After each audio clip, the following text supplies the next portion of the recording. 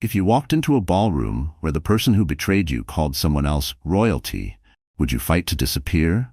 Or would you dare to show the world that the real queen doesn't need a crown? The Windsor Metropolitan Hotel never shined brighter than it did on the night Charlotte Lawrence's life collapsed. That evening, the ballroom became a playground for Manhattan's elite, a swirl of tailored tuxedos, designer gowns, and the sharp, unspoken competition of old money and new ambition. Outside, paparazzi lights danced against the marble columns, but inside, nobody cared about anything except being seen, envied, and remembered. Charlotte felt out of place from the moment she entered, clutching her small velvet purse, the soft silk of her midnight blue gown brushing against her swollen belly. She was 6 months pregnant and trying her best to look put together, but even as she smiled politely at acquaintances and shook hands with strangers, she felt their stares. Some pitying, some curious, some sharp as knives. She had come to support her husband, Gregory Lawrence, the evening's host and the man she had believed was the center of her universe. Charlotte tried to tell herself that tonight would be a turning point for their marriage, that he'd finally look at her the way he used to, proud, devoted, in love, that they'd be a family again, not just two people sharing a penthouse and a last name. But as the room buzzed with excitement, Charlotte realized something was wrong. She spotted a few familiar faces, women she'd once called friends, women who now avoided her eyes, whispering behind flutes of champagne. The energy felt different. It was electric, tense, and it wasn't just the anticipation of the charity auction. There was a rumor in the air, a secret about to detonate. Then, suddenly, the lights dimmed and a hush fell. Every head turned toward the grand staircase as the MC, a man with a radio announcer's voice, commanded attention. "Ladies and gentlemen, please welcome our gracious host, Gregory Lawrence." Gregory appeared, every inch the golden boy, his tuxedo crisp, his smile blinding. But he wasn't alone. On his arm, dressed in a gown of molten gold, was Marissa Dale, the influencer, the rumor, the problem Charlotte had tried to ignore for months. The woman who had, through veiled posts and private DMs, made it clear she was a threat. Gregory didn't hesitate, didn't falter. He led Marissa right into the spotlight, pausing on the stairs so the crowd could drink in the spectacle. Cameras flashed, a collective gasp rippled through the room. Charlotte stood frozen, her breath caught in her throat, her heartbeat thundering in her ears. For a moment, the world slowed. Gregory leaned into the mic and said words that would haunt Charlotte for years. "I'd like you all to meet someone truly special. Marissa Dale, royalty in every sense of the word. She's changed my life." The crowd erupted in applause, but it sounded like thunder to Charlotte, loud, merciless, and drowning out her own silent scream. She watched as Gregory kissed Marissa's hand, then whispered something in her ear that made her laugh, head thrown back like she owned the night. The humiliation burned hotter than anything Charlotte had ever felt. She saw guests watching her, some with smug delight, some with shallow sympathy. Her vision blurred, her feet heavy as concrete. She tried to move, but her body refused. She tried to blink back tears, but they welled up anyway, threatening to ruin her carefully composed face. Charlotte wanted to run, to disappear, to wake up and find this was just a nightmare. But reality pressed in. The cameras, the whispers, the knowledge that her husband had brought his mistress, no, his royalty, to the most important night of his career, that he had chosen this public, brutal way to erase her. As she stood there, desperate and alone, Marissa looked directly at her. Their eyes met. One woman victorious, the other vanquished. Marissa's smile widened, cruel and triumphant. She mouthed two words, "Thank you." That was the breaking point. Charlotte turned, pushing past a knot of socialites who gasped in staged concern. She stumbled out into the lobby, her hand shaking as she pressed the elevator button. Every muscle in her body screamed. The memory of every kind word Gregory had ever spoken shattered in her mind, replaced by the sharp image of him on those stairs, basking in Marissa's glow. In the privacy of the elevator, Charlotte let herself sob, shoulders shaking as silent tears stained her cheeks. She gripped the railing, her thoughts spiraling between rage and heartbreak. How could he do this? How could he humiliate her so publicly while she carried his child? What had she done to deserve this? But deep inside her, a new feeling began to take root, one colder, stronger, and infinitely more dangerous than grief. She wiped her tears, straightened her shoulders, and looked at her reflection in the mirrored walls. This was not the end of her story. This was the beginning. If Gregory wanted a show, she would give him one he would never forget. Tonight, Charlotte Lawrence was done being the silent, suffering wife. The next time she walked into a room, the world would see a different woman. A woman who didn't need anyone's approval, and certainly not a man who called his mistress royalty. As the elevator doors opened onto the city's neon-lit streets, Charlotte stepped out, her heart pounding with a mix of fear and resolve. She was about to show everyone, including Gregory and Marissa, that a queen never loses her crown. She simply chooses the right moment to claim her throne. Charlotte didn't remember much about how she got home that night. Her driver said she sat in silence the entire ride, her phone buzzing again and again with messages, some from friends pretending to check on her, most from reporters sniffing for scandal. She let the phone die, stared out at the city lights, and tried to hold herself together for the sake of the tiny life growing inside her. Her apartment, once a symbol of everything she and Gregory had built together, now felt as cold as a hotel lobby. The walls echoed with memories. Late-night talks, takeout on the floor, dreams whispered in the darkness. Now, all she could feel was emptiness, the kind that seeps into your bones and makes you wonder if you'll ever feel safe again. She walked straight to the nursery, a half-finished room filled with expensive baby gifts and designer furniture, still in boxes. The crib stood in the corner, draped in a blanket her mother had knitted, a reminder of a family that still believed Gregory was a good man. Charlotte sat on the edge of the rocking chair, placed a hand on her stomach, and tried to steady her breathing. "Don't worry, baby," she whispered. "You have me. I promise you'll always have me." But the truth was, she felt like she had nothing left. Charlotte's mind raced with questions, each more painful than the last. Had she missed the signs? Had Gregory always been this heartless? Or had she just loved him too much to see the truth? How long had everyone else known? How long had Marissa been waiting for her moment to win? She remembered the beginning, how Gregory swept her off her feet at a networking gala, how he'd seemed different from every other man in the room. He'd told her she was special, that he needed someone real by his side, someone who understood ambition but didn't crave the spotlight. They'd moved in together after just 4 months, married after a year. It felt like destiny. For a while, Charlotte had been happy. She worked as a project coordinator for a nonprofit, a job that wasn't glamorous but made her proud. Gregory encouraged her at first. He'd even attended a fundraiser or two, bragging about her work to his boardroom friends. But as his star rose and his circles grew glitzier, Charlotte began to notice the small cracks in their relationship. He'd come home later and later, brushing off her worries with a kiss on the cheek and a quick excuse about a last-minute deal or working dinner. The phone calls started. The text messages late at night. The way Gregory suddenly became obsessed with his image, his tailored suits, his workouts, his Instagram account that was now full of sleek photos of luxury events and inspiring quotes, none of which sounded like him. Charlotte felt herself being squeezed out of his world, little by little, until she was just a shadow in her own life. The night she told him she was pregnant, she'd expected everything to change.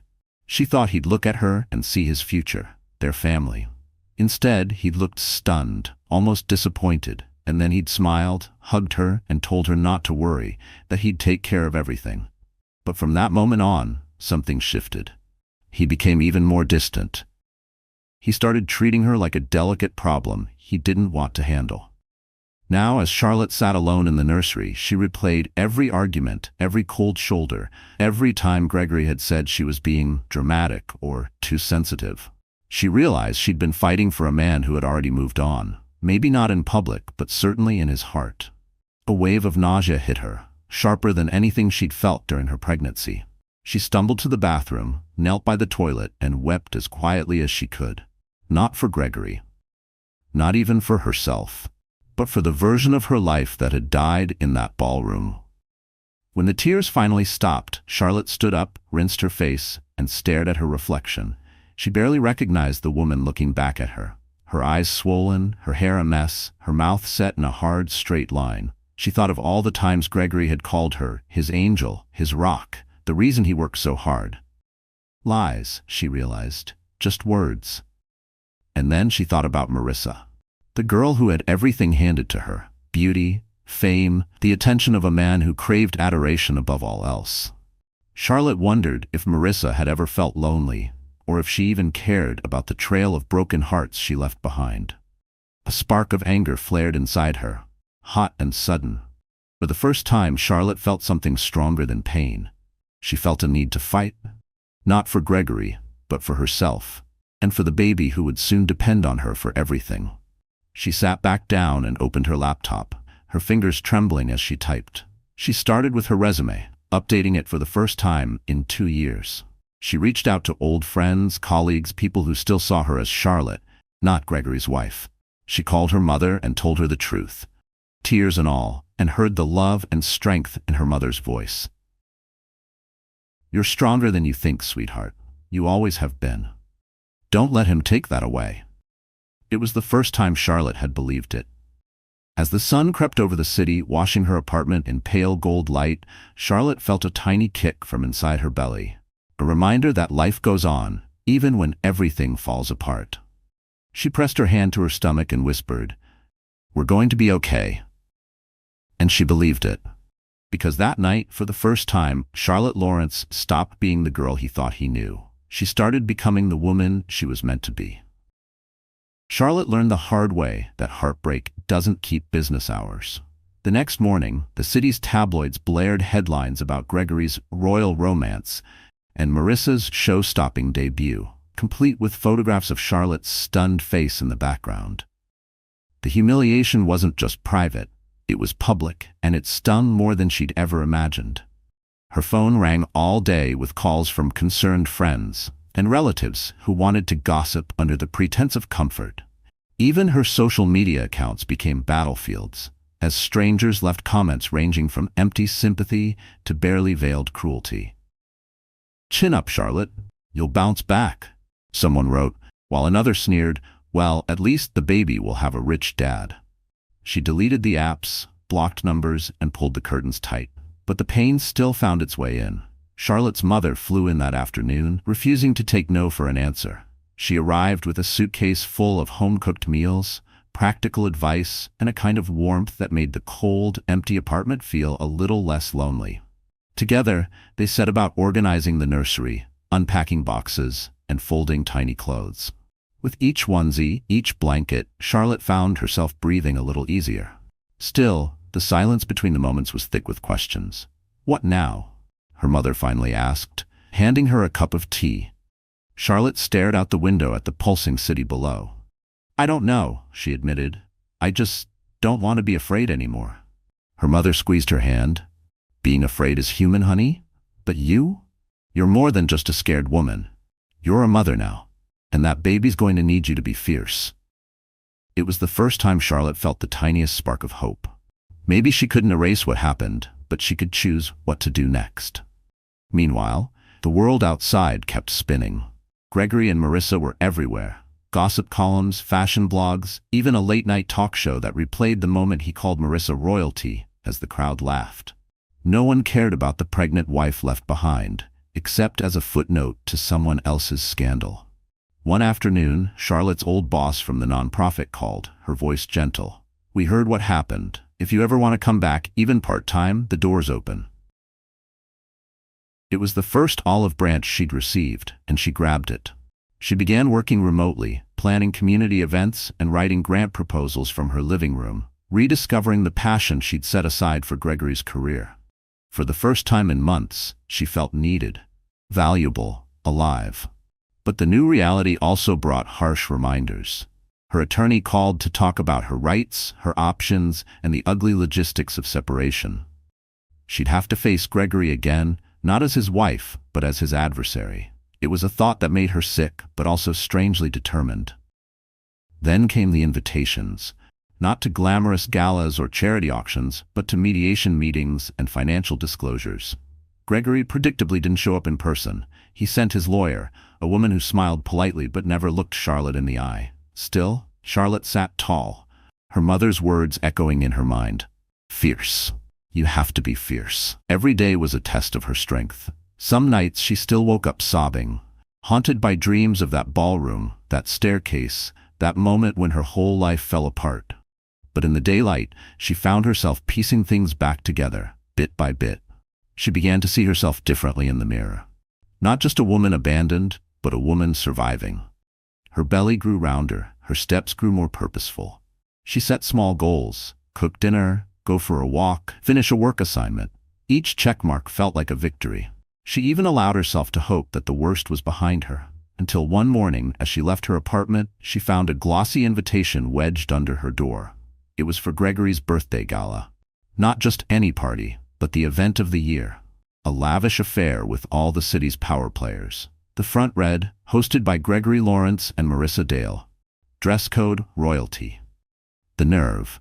Charlotte's hands shook as she read it. It was a taunt, pure and simple. But instead of tears, she felt a strange, cold clarity settle over her. She wouldn't hide, she wouldn't cower, she would face them and the whole city on her own terms. But how? What could she do to reclaim her dignity, her power, her narrative? That night, Charlotte called her old friend Ava, a stylist who'd helped her with fundraisers back when Gregory still cared about her opinion. She told Ava everything, every detail, every wound, every humiliation. Ava listened, then said, "Honey, you want to make an entrance? I'll help you burn the place down, with style." The two women spent the next week plotting Charlotte's return to the social scene. They worked on her look, hair, makeup, wardrobe. But more than that, they worked on her confidence. Ava taught Charlotte how to walk, how to hold her head high, how to look right past the people who once tried to break her. They chose a dress unlike anything Charlotte had ever worn, a custom creation in shimmering ivory silk, tailored to her new curves, elegant and powerful.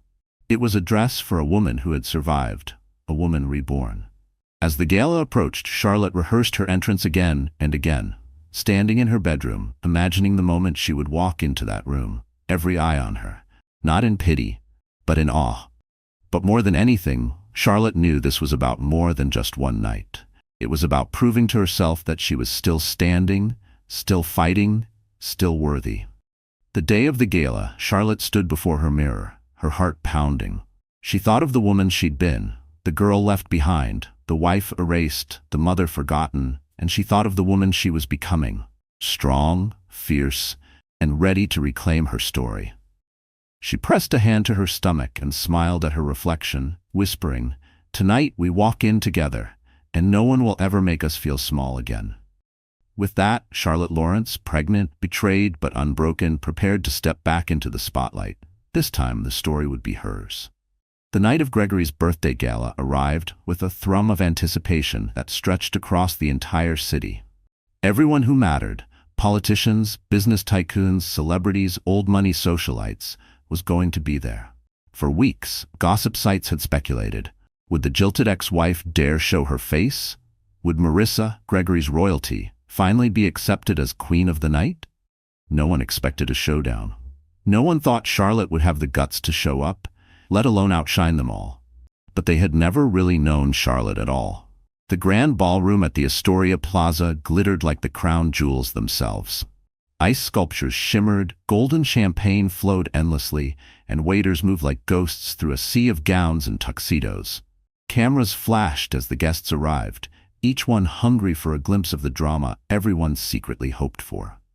In the center of it all, Gregory stood tall in a bespoke midnight blue suit, Marissa clinging to his arm, their smiles wide and performative. They looked every bit the power couple, rich, beautiful, untouchable. Inside, Marissa was loving every second of it. She greeted guests with a confident air, showing off her designer dress and dazzling jewelry. She moved through the crowd like she owned it, barely able to hide her glee as she overheard people whispering about her triumph. This was her moment. She had waited for it her entire life. What Marissa didn't realize was that she wasn't the only woman who'd been preparing for this night.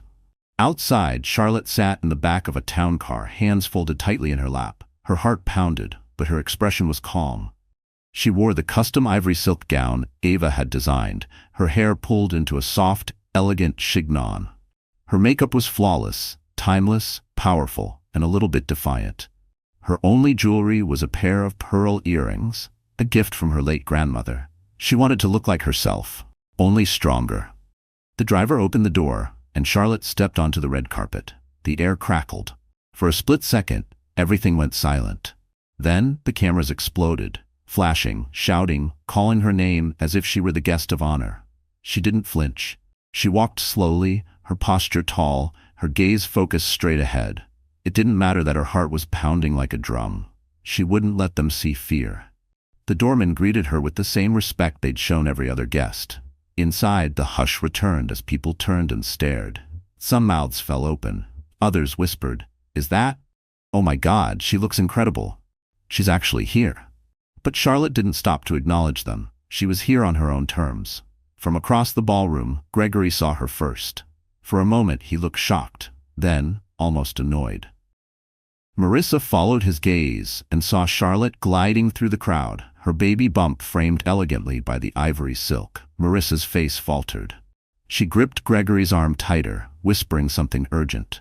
Gregory muttered back, his jaw tightening. As Charlotte made her way toward the center of the room, she could feel eyes on her from every angle. The music softened. Even the waiters paused. She reached the bottom of the grand staircase and paused, taking a steadying breath. Marissa moved first, breaking away from Gregory to intercept her. Her heels clicked like gunshots on the marble floor. "Charlotte, I didn't think you'd actually show," she said, her smile sharp and false. "You look better than I expected." Charlotte smiled softly. "Thank you, Marissa. It's good to see you too." Gregory approached, slipping an arm around Marissa's waist for the benefit of the onlookers. "Charlotte, I hope you're not here to cause a scene. This is a special night for Marissa and me." Charlotte shook her head, her voice calm. "Gregory, I have no interest in your scene. I just came to wish you a happy birthday and to remind you that dignity can't be bought, no matter how many cameras are watching." The tension was thick, and people strained to hear every word. Charlotte kept her composure, refusing to be drawn into a catfight. Instead, she turned and walked away, moving through the crowd with her head held high. For the rest of the night, she was a sensation. People approached her with cautious admiration. A few whispered their support, others just stared in awe. She found Ava, who squeezed her hand and whispered, "You did it. You look like the queen he wishes he'd kept." Marissa, meanwhile, was furious. She spent the night fuming in the shadow of Charlotte's entrance, her jealousy growing with every compliment Charlotte received. She tried to cling to Gregory, but he was distracted, glancing Charlotte's way, remembering a time when he'd been proud to be her husband. The power Marissa thought she'd won suddenly felt as fragile as glass. Charlotte barely noticed. For the first time in months, she felt like herself again. Seen, respected, untouchable. She made polite conversation, accepted congratulations, and even danced once with an old friend from her nonprofit days. It was a small rebellion, a statement to herself and the world that she was back. But beneath the glamour, the night was a battleground. Marissa's bitterness grew, and Gregory's insecurities started to show. The masks they wore for the public began to slip. At one point, Charlotte overheard Marissa snapping at Gregory. "You said she'd never show her face again. Do something. She's stealing all my attention." Gregory's face reddened, but he just muttered, "Relax, Marissa. It's one night." But Charlotte saw the fear behind Marissa's eyes. The world had expected a broken woman, wrath, but Charlotte had delivered strength and grace instead. No one was talking about royalty anymore. They were talking about her. As midnight approached, Charlotte slipped away quietly, the room buzzing in her wake. Outside, she looked up at the city skyline and let herself breathe for the first time all night. She had walked into the lion's den and come out untouched. She knew the war wasn't over.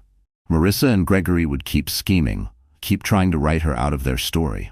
But tonight, she'd reminded everyone, including herself, who she really was, and she was just getting started. The days after the gala should have felt triumphant for Charlotte, but victory always tastes different when you're fighting to survive. The press went wild. Social media exploded with side-by-side photos of Charlotte's dazzling entrance and Marissa's barely contained rage. Headlines ranged from "Scorned ex-wife outshines royalty at gala" to "Lawrence love triangle, Who really runs New York? Everyone had an opinion, and Charlotte's inbox flooded with messages, some supportive, some cruel, and most from people she barely knew. At first, Charlotte wanted to hide from it all. She dreaded opening her email, turning on the TV, even walking outside for fear of running into someone who'd seen the viral videos.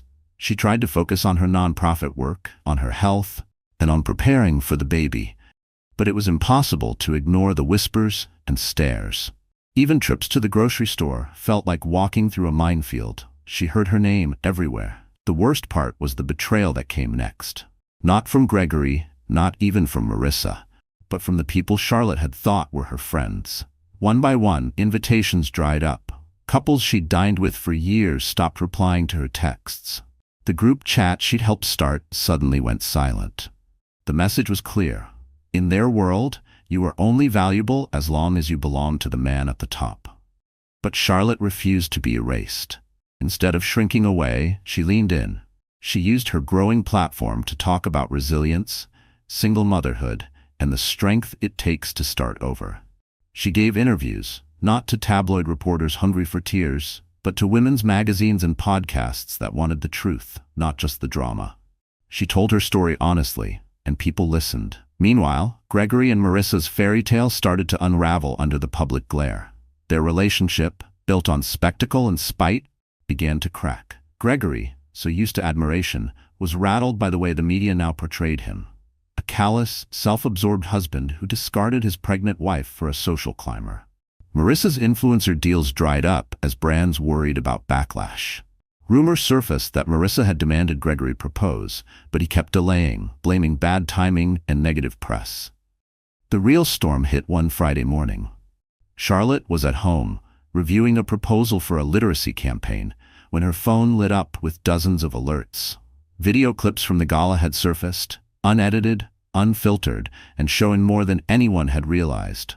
Someone had recorded Marissa sneering at Charlotte as she walked in, whispering, "She's nothing." Gregory only kept her around for the sympathy vote. The audio was crystal clear. Public opinion flipped in an instant. Where people had once called Charlotte a victim, they now called her a survivor. Comment sections filled with outrage toward Marissa and sympathy for Charlotte. "No woman deserves that," wrote one. "She walked in like a queen while they acted like children," wrote another. Within hours, talk shows and news programs were dissecting every frame of the footage. Gregory tried to do damage control, releasing a bland statement about privacy and moving on. Marissa posted a carefully curated Instagram apology, but the backlash was immediate. Brands began to drop her. Her follower count plummeted. The tide had turned, and for the first time, Charlotte wasn't the one left drowning. But with every wave of support, new challenges rose. Gregory's lawyer reached out, pushing for a quiet divorce and warning Charlotte that if she didn't cooperate, the family money would disappear. "Don't fight me on this, Charlotte," Gregory's email read. "Let's settle this privately, for the baby's sake." It was a threat dressed as concern, and it only made Charlotte more determined. She hired her own legal team, recommended by Ava, fiercely competent and unafraid to play hardball. Together, they began the work of untangling years of shared assets, investments, and secrets. Every meeting was a reminder of what she'd survived. Every signed paper, every demand for transparency made her stronger. In the background, the city buzzed with rumors. Stories surfaced about Gregory's questionable business practices, Marissa's affairs, and the lies that had propped up their glittering world. The higher they had climbed, the farther they had to fall. One night, as Charlotte tried to sleep, she received a message from a woman she didn't know. The woman claimed to have dated Gregory before Charlotte, and warned, "He'll try to make you look crazy. He always does." Instead of fear, Charlotte felt only resolve. She'd spent enough years doubting herself. She wouldn't let anyone rewrite her story again. As the weeks dragged on, the court dates approached. Charlotte's belly grew, the baby kicking with new strength every day, a reminder that life was moving forward whether Gregory liked it or not. Her mother stayed by her side, helping with meals, errands, and the emotional whiplash of rebuilding a life from scratch. Ava became her champion in public and private, always reminding her, "You already won the moment you chose yourself." Charlotte's days became a mix of survival and strategy. She prepared for every hearing like a battle, never sure what lies Gregory's team would invent. But each time she walked into the courtroom, she did so with her head high, her resolve hardened by months of humiliation and self-doubt. She learned to trust herself again. She learned to trust the friends who had stayed, the family that never wavered, and the new community of women who cheered her on from the sidelines. She learned that sometimes the greatest betrayal is not what someone does to you, but what you let them convince you about yourself. By the time the first official court hearing arrived, Charlotte no longer felt like the woman who had been humiliated in front of the world. She felt like someone reborn, tough, scarred, but powerful in a way she'd never expected. And as she stepped into that courtroom, camera flashes bouncing off the marble floors, she whispered to herself, "They wanted a show. Let's give them one they'll never forget." Charlotte never imagined how much strength it would take just to keep breathing. Courtroom days blurred together, each one a test of her patience, her dignity, and her will to fight for herself and her unborn child. The city watched every move. News vans lined the courthouse steps, commentators speculated on TV, and every morning Charlotte woke to new headlines dissecting her every gesture. She had become a symbol for women everywhere, but when the world wasn't looking, she was just tired, pregnant, and alone. Gregory made everything harder than it needed to be. Instead of taking responsibility, he fought her on every detail. He denied promises he'd made, questioned her character in court documents, and even hinted that maybe the baby wasn't his. The accusation cut deeper than any betrayal so far. Charlotte's lawyer objected instantly, but the words lingered in the air, cold and poisonous. Charlotte stared straight ahead, refusing to let anyone see her break. Marissa, too, made her presence known. She came to the hearings wearing designer sunglasses, arm in arm with Gregory, acting as if the entire ordeal was just another event to be survived for the cameras. She'd smirk at Charlotte, whisper to Gregory, then flash a dazzling smile at the reporters outside. But there was a tension in her movements, a nervous energy that suggested all was not well behind the scenes. The pressure built with every hearing. Charlotte found herself on the verge of tears more often than she wanted to admit. Some days she had to lock herself in the bathroom, breathing in and out, counting to 10 as her baby kicked inside her, reminding her that she couldn't give up. Her mother and Ava were always there, a quiet army of love and loyalty, but in the darkest moments, it felt like she was fighting the world alone. Things reached a breaking point one afternoon during a particularly brutal mediation session. Gregory's lawyer pushed a stack of papers across the table, smirking. "Your client wants to keep the apartment, the car, and full custody?" he sneered. "On what grounds? Being a social media martyr doesn't entitle her to Gregory's fortune." Charlotte's attorney remained calm. "We're not here to debate hashtags, we're here to protect a mother and her child." Gregory's voice cut through the room. "You never cared about my career, Charlotte. All you cared about was looking good in public. You were never enough for me. Marissa gets it. She's ambitious. She makes things happen." Charlotte flinched, the words sharp as knives, but she didn't cry. She just looked at Gregory, really looked at him. For the first time, she saw a man who was scared, cornered, and desperate to blame someone else for his own emptiness. The mediation ended in stalemate.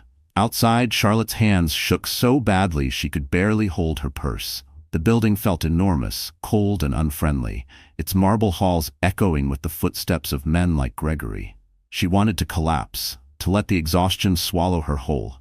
But she couldn't, because now, more than ever, the world was watching. That night, alone in her apartment, Charlotte reached her lowest point. She lay awake, staring at the ceiling, wondering if any of it was worth it. She remembered every promise she'd made to herself, every dream she'd had about family and love and the future. All of it seemed so far away now, replaced by paperwork, arguments, and the growing sense that she was losing herself in the fight.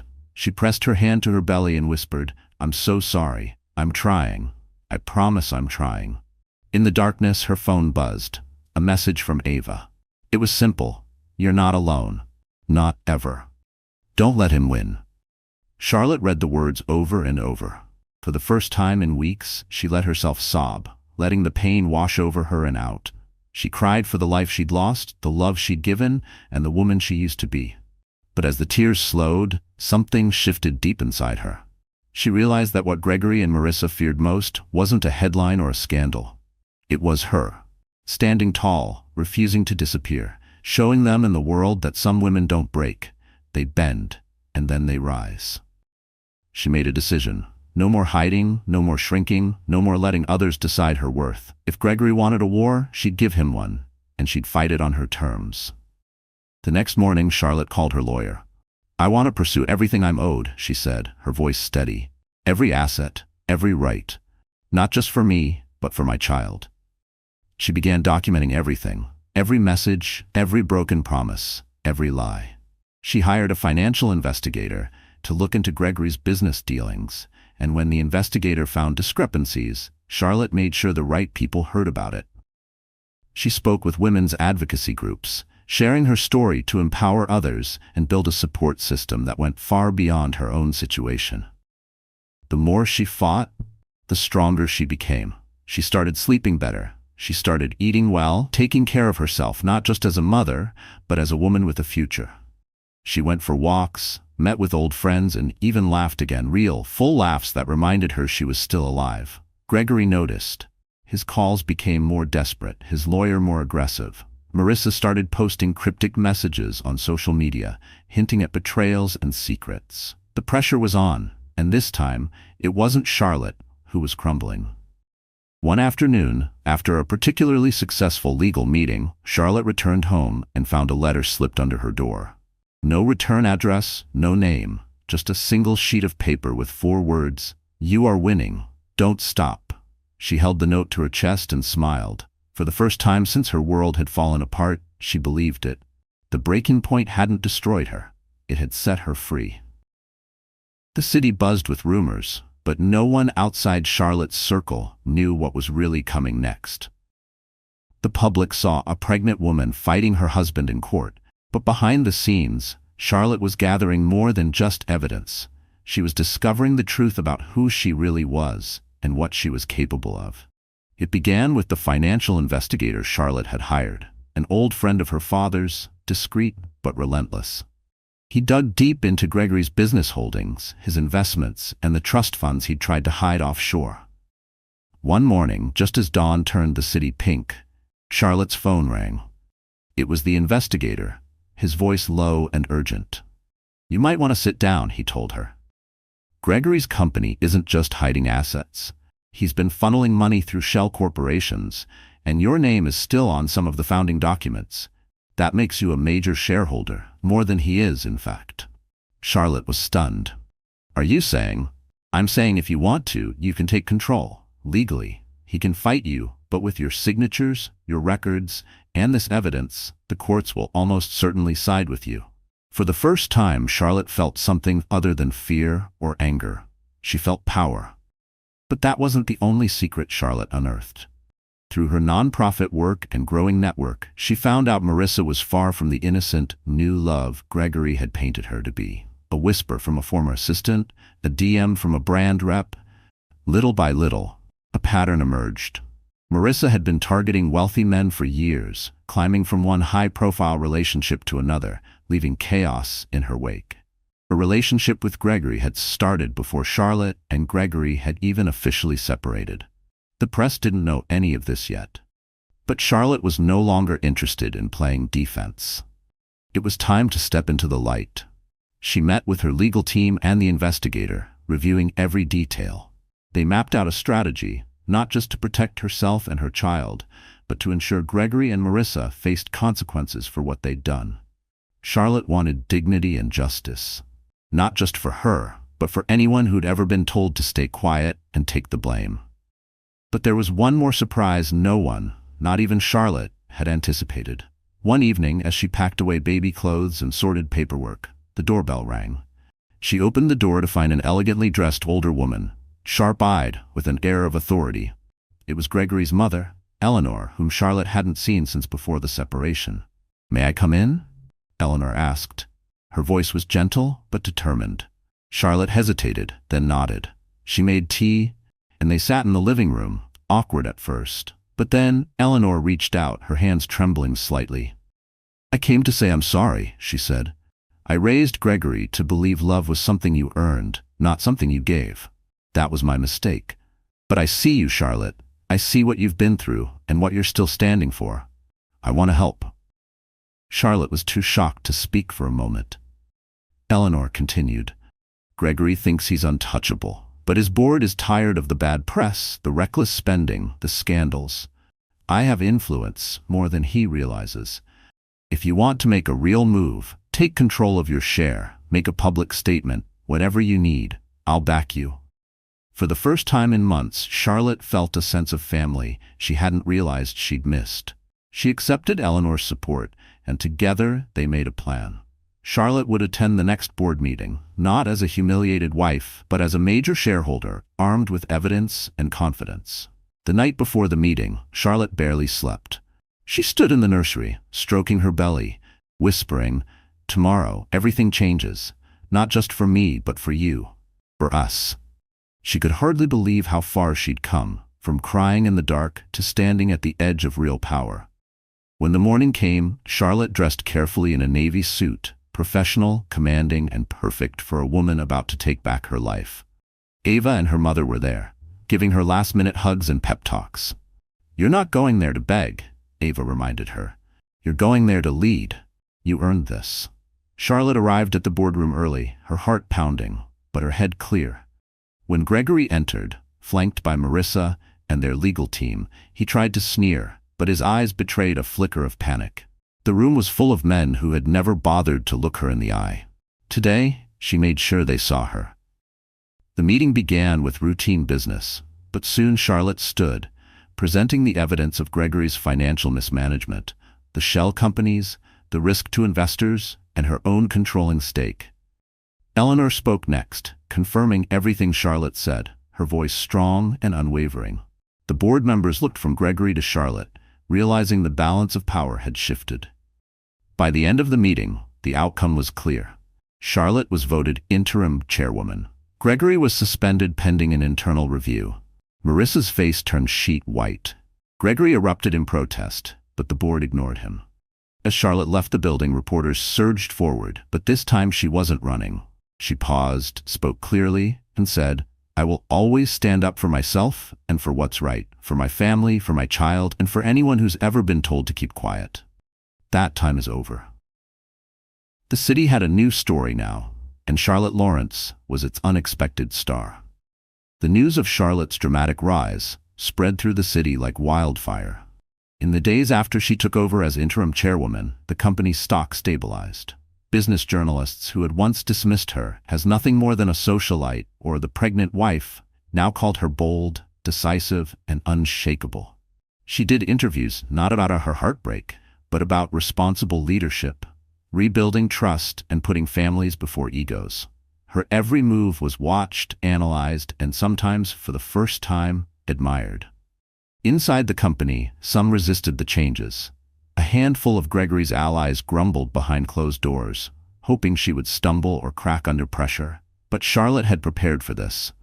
Every morning, she met with the company's executive team, listening more than she spoke, asking tough questions, and learning from those who wanted her to succeed. She brought in outside consultants to clean up the mess Gregory had made and set up new programs for working parents, an unspoken message to every woman who'd ever felt sidelined.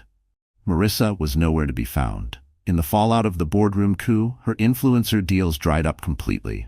Paparazzi snapped photos of her leaving Gregory's penthouse with packed bags, her face hidden by oversized sunglasses. Charlotte refused to let her bitterness distract her from the work ahead.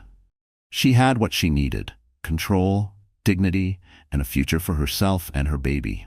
But reclaiming her power wasn't just about business. With her new role came new confidence. Charlotte invested in herself for the first time in years. She updated her wardrobe, not for Gregory, not for the cameras, but for herself. She got a new haircut, bold and fresh, the kind that turned heads in the elevator. She resumed yoga classes and started taking long, slow walks through the city parks, letting her mind clear and her spirit heal. People noticed the change. Her nonprofit colleagues cheered her on, texting encouragement and sending flowers to her office. Her mother and Ava beamed with pride at every headline, every step forward. Even strangers, women she'd never met, wrote letters and emails thanking her for showing what was possible after betrayal. Yet not everyone was thrilled with her comeback. Gregory, now banned from the company offices, launched a PR campaign to win sympathy. He appeared on morning shows, telling glossy versions of the story where he was misunderstood and heartbroken. He tried to portray Charlotte as ruthless, a woman who'd stolen his life's work. But the public was tired of his act. When a reporter finally asked Gregory if he regretted calling Marissa royalty, he hesitated, then stammered, I think I made some mistakes. Charlotte, for her part, kept her public comments measured and kind. Everyone makes mistakes, she told a news anchor, but not everyone is willing to grow from them. I believe in forgiveness, but I also believe in accountability. We can all do better, for ourselves and for the next generation. Privately, the changes were even more profound. The baby's nursery, once a room of sorrow and unfinished dreams, was now bright and welcoming, filled with hand-painted murals, soft music, and a sense of hope. Charlotte played classical music every evening, sitting in her rocking chair, reading aloud from her favorite childhood books. She talked to her baby about strength, kindness, and the importance of never letting anyone else define your worth. One evening, as the sun set over the city, Ava stopped by with takeout and a bottle of sparkling cider. They laughed, reminisced, and made plans for the future. You know, Ava said, you're the only woman I know who could walk into a room full of enemies and leave with the crown. Charlotte smiled, feeling, for the first time in a long while, beautiful, powerful, and free. But the world had one more test in store. A week before the baby's due date, Charlotte received an official letter from the board. The internal investigation was complete. Gregory's financial misconduct had been proven beyond a doubt. The board offered her the permanent CEO position, not just as a figurehead, but with full executive powers and support. Her hands shook as she read it, pride, fear, and disbelief mixing in her chest. That night, she called her mother, barely able to contain her excitement. You did it, sweetheart, her mother said through happy tears. Not just for you, but for every woman who's ever been told she wasn't enough. Your baby is going to be so proud. The next morning, Charlotte made her first official act as CEO. She announced expanded family leave for all employees and funded a new foundation in her child's name, dedicated to supporting single parents. The news spread fast. Employees, some in tears, stopped her in the hallways to thank her. It was the legacy she wanted, not revenge, but real change. On the day she was set to be officially introduced as CEO at the annual shareholders gala, Charlotte stood in front of her closet, hands trembling. Her gown, deep emerald, with subtle gold beading, hugged her bump and made her feel both strong and regal. She remembered the first gala, months before, when Gregory had introduced Marissa as royalty. This time there would be no cruel jokes, no cameras hunting for her pain. Only respect, admiration, and the knowledge that she had claimed her throne. As she made her entrance, the room went silent, then erupted in applause. She accepted flowers, shook hands, and gave a speech that moved many to tears. She thanked the people who believed in her, forgave those who doubted, and made a vow to lead with courage and compassion. For the first time in her life, Charlotte Lawrence walked into a room and knew, absolutely, that she belonged. She was no one's victim. She was the queen. The ballroom sparkled with crystal lights and hope as Charlotte stood center stage, the final applause still echoing in her ears. People rose from their seats, not just to honor her title or her victory, but to celebrate a story that had become so much bigger than one woman's heartbreak. The cameras caught her smile, but only a handful of people in the room could truly understand what that smile meant. It wasn't about revenge or even redemption. It was about freedom. That night, Charlotte lingered after the gala, accepting congratulations and sharing genuine laughter with employees and friends. For years, she'd let Gregory and society define her worth. Now, she set her own value, and it had nothing to do with who loved or left her. She had become the very role model she'd once searched for, proof that even the deepest wounds could heal into something unbreakable. In a quiet corner, she felt a gentle kick from her baby, a reminder of what really mattered. As guests filtered out, Ava found her, eyes shining with pride. "You've changed this city, she said. "And not just for yourself." Charlotte squeezed her hand. "We all change the world a little when we decide to stand up, Ava. I just wish it didn't have to hurt so much first." They laughed together, the kind of laughter that only survivors share. The ballroom slowly emptied, but Charlotte lingered, walking through the empty aisles. She thought of the woman she'd been, uncertain, afraid, waiting for someone to tell her she was enough. That woman was gone. In her place stood a leader, a mother, and a survivor who'd faced humiliation and loss and still walked with her head high. Outside, the city glowed. Charlotte took a long walk home, her heels clicking on the pavement, the late spring air cool and alive with promise. Every streetlight felt like a small star guiding her forward. She stopped to breathe it all in. The fresh start, the freedom, the pride that pulsed in her veins.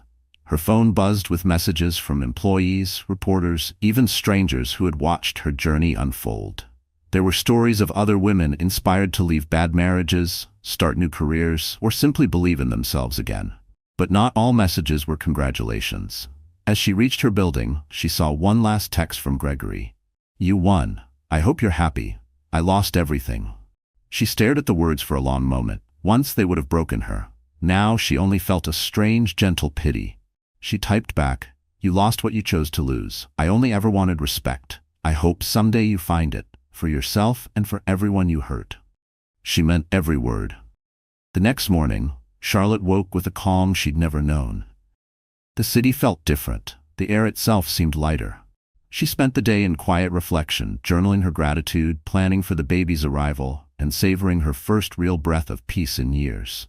Her mother called to check in, promising to come stay for a while once the baby was born. Ava sent flowers and a silly card for Her Majesty the CEO, Queen, and most unmessable woman in New York. But the most surprising visitor came that afternoon. Eleanor, Gregory's mother, stopped by with a small box. "This was my grandmother's," she said, pressing it into Charlotte's hands. "She used to say a woman's true legacy is not what she builds, but who she becomes. I know you'll teach your child the same." Inside the box was a delicate gold bracelet engraved with the words, "Strength is the only crown that matters." Charlotte wept, holding the bracelet tight, promising herself she would pass it down to her child one day, not as a trophy, but as a reminder of all they had survived together. As her due date approached, Charlotte wrapped up her work, prepared the nursery, and wrote letters to her future self and to her baby. Words of love, hope, and fierce encouragement. "You are not the mistakes of others," she wrote. "You are not the wounds you inherit. You are the story you write with your own two hands." When labor finally began, it was stormy outside, a wild, dramatic night that seemed to mirror the journey she'd traveled. Her mother held her hand through the pain, Ava waiting anxiously in the lobby. After hours of sweat and tears, Charlotte delivered a healthy baby girl, her cries strong and insistent. The nurses wrapped her in a blanket, placing her in Charlotte's arms. In that moment, all the heartbreak and struggle melted away, replaced by a love so deep it nearly scared her. She looked into her daughter's eyes and whispered, "You will never have to earn your worth. You are born with it. You are loved, always."